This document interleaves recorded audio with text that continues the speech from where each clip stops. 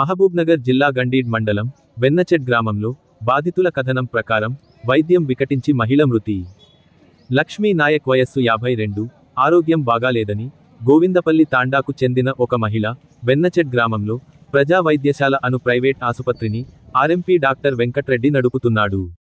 లక్ష్మీ నాయక్ చికిత్స కోసం ఆసుపత్రికి వైద్యం కోసం రాగా 2 ఇంజెక్షన్లు ఇచ్చి బయట కూర్చోమని డాక్టర్ ఆదేశించాడు. కాగా ఆ మహిళ ప్రైవేట్ ఆసుపత్రి ముందే అపస్మారక స్థితిలో పడి చనిపోయింది. డాక్టర్ వెంకట్ రెడ్డి కథనం ప్రకారం మహిళకు వైద్యం చేయడం నిజమే కానీ చనిపోయిన మహిళ ఆసుపత్రి బయట ఉన్న మెట్లపై నుండి ముందుకు పడిపోవడంతో ఈ ఘటన జరిగిందని, వైద్యం వికటించడం అనేది అసత్యమని బదులిచ్చాడు.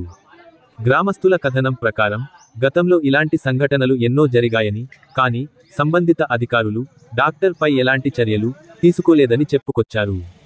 పోస్టుమార్టం నిమిత్తం పోలీసులు మహబూబ్నగర్ ప్రభుత్వ ఆసుపత్రికి మహిళ మృతదేహాన్ని తరలించారు.